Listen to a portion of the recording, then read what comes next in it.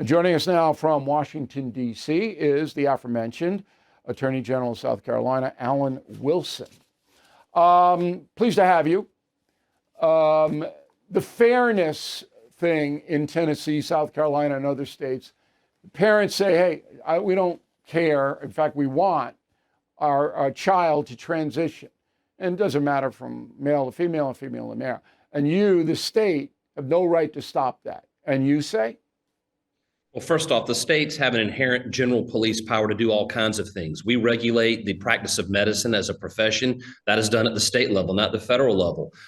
States has been upheld by the Supreme Court. States can pass reasonable restrictions on when a minor can ride in the front seat of a car, when a minor can buy tobacco, when a minor can consume alcohol, when a minor can even consent to having sex.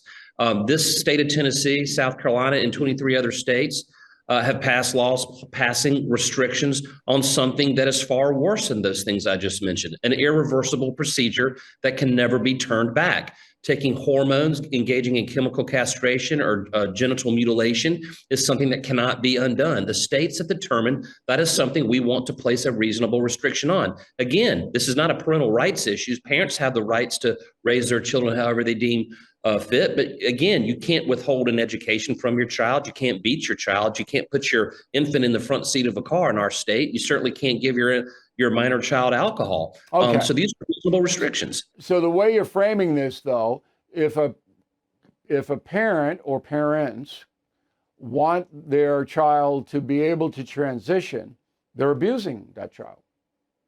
That's really what you're saying. Well, what I'm saying is that the state has a compelling interest to protect the health and welfare of its children.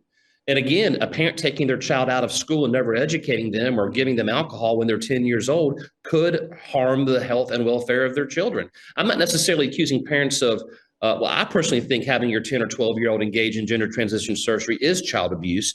But if you believe that is the case, then you can obviously raise your child however you want. You just can't have irreversible surgeries performed on them. That's all we're saying. And you're getting a third party involved. You're getting the state to sanction it.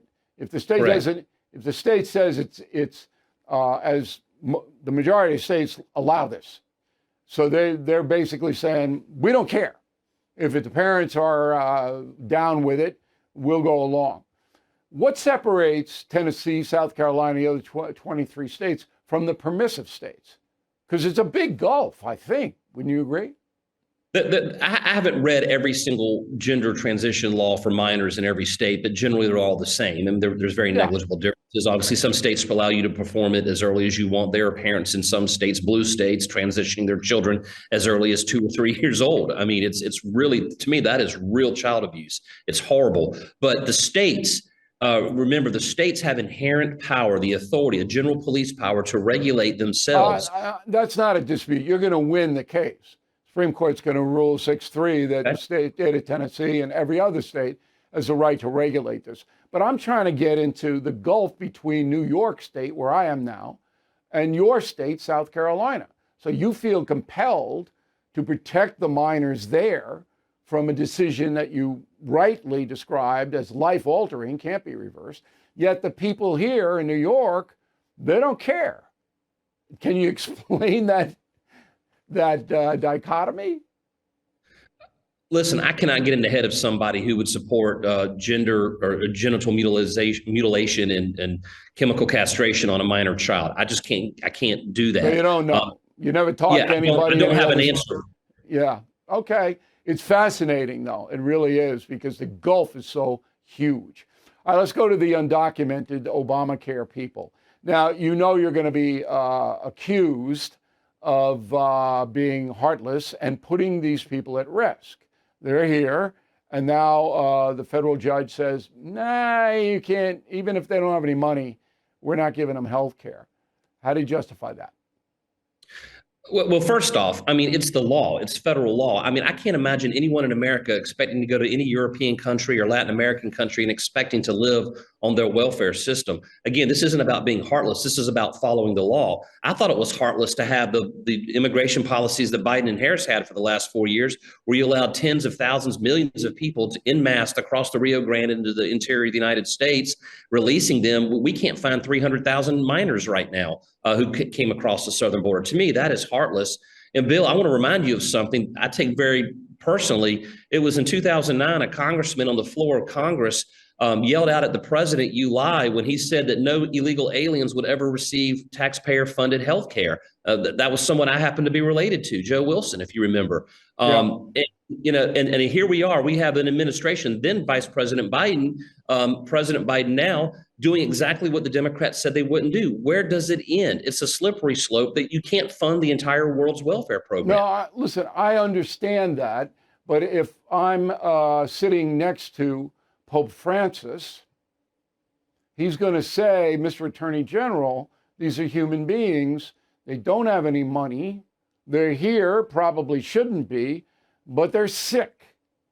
What do we do?" Well, I would tell Pope Francis, you don't violate the law. I mean, obviously, there's all kinds of social services, there's faith-based groups, there's organizations out there that can help those people in need. But basically, when you basically reward people for committing a crime and you incentivize more of that crime, the system can't withstand it. It cannot hold up. And we're just going to incentivize. Ronald Reagan tried to deal with this 40 years ago. It was supposed to be temporary. Barack Obama did it again. It's going to get worse and worse and worse. We simply can't afford it. Fiscally, it is a huge problem.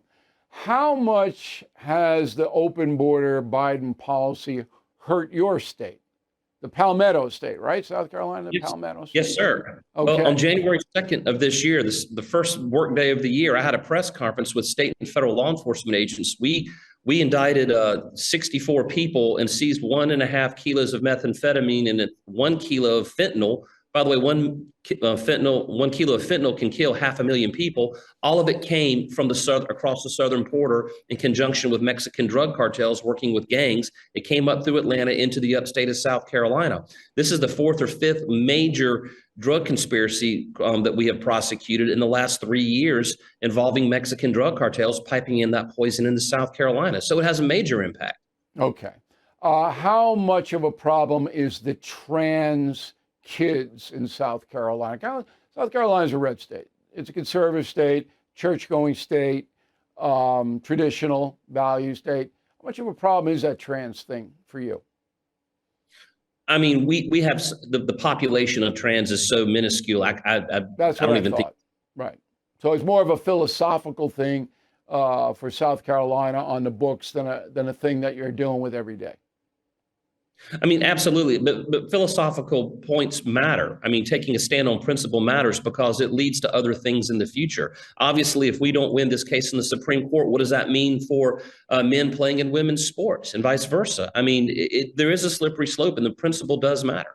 Yeah, well, you're going to win. I mean, there's no way this court is going to take states' rights away for under a dubious premise. Because I agree with you. I mean, I can't imagine, because kids are kids and they change, and if once they're over 18, okay. But under 18, leave them alone. Help them out, but live right. I want you to have a nice Christmas, Mr. Attorney General. It's very nice of you to help us out today.